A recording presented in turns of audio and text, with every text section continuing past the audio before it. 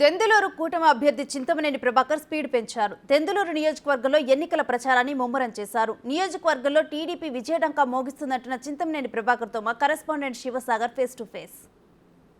ఏలూరు జిల్లాలో అభ్యర్థులు ప్రచారాన్ని హోరెత్తిస్తున్నారు. ప్రస్తుతం మనం దెందులూరు నియోజకవర్గంలో మనతో మాజీ ఎమ్మెల్యే చింతమనేని ప్రభాకర్ ఉన్నారు. సరే, ఏంటి ఎన్నికల ప్రచారం ఏ విధంగా కొనసాగుతుంది, ప్రజల నుండి రెస్పాన్స్ ఏ విధంగా ఉంది? తెలుగుదేశం, జనసేన, బీజేపీ కూటమి 100కి 100 పాళ్ళు విజయం సాధిస్తుంది. ఈ రాష్ట్రంలో తిరుగులేనటువంటి రాజకీయ శక్తిగా ప్రజల యొక్క మనోభావాలకు తగినట్లుగా రేపు రాబోయేటువంటి రోజుల్లో మరి పరిపాలన కొనసాగుతుంది. ప్రజల యొక్క ఆకాంక్ష, ప్రజల తాలూకా ఉన్నటువంటి వాళ్ళ యొక్క ఆలోచన విధానాన్ని మీకు తెలియపరుస్తూ ఉన్నాం.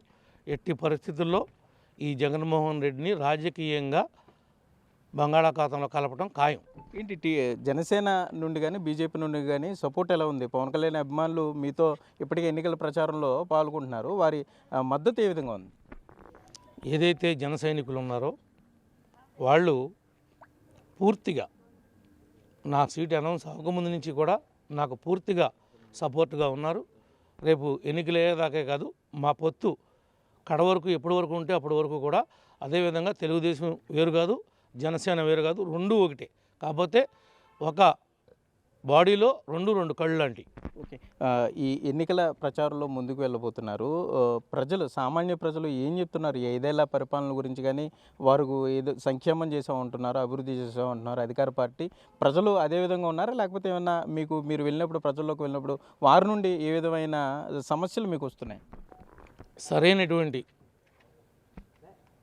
ఇంటి జాగా ఇవ్వకోకుండా వీళ్ళ కమిషన్ల కోసం, వీళ్ళ యొక్క కక్కుర్తి కోసం ఎక్కడ తక్కువకు వస్తే అక్కడ ఇళ్ల స్థలం కొని దానికి సరైనటువంటి రోడ్లు, డ్రైనేజీ, ఎలక్ట్రిఫికేషను ఇలాంటి కార్యక్రమాలు ఏమి కూడా చేపట్టకుండా సెంటున్నర స్థలం ఇచ్చి ప్రజలను వంచారు.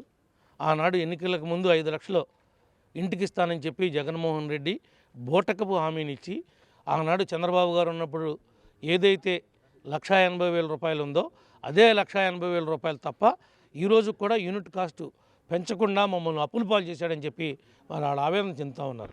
ఎన్నికల హామీలు ఏ విధంగా ఇవ్వబోతున్నారు? దెందులూరు నియోజకవర్గంలో మరలా చింతమనేని ప్రభాకర్ గెలిస్తే ఏ హామీలు ప్రజలకు ఇవ్వబోతున్నారు, ఏ భరోసా ఇవ్వబోతున్నారు?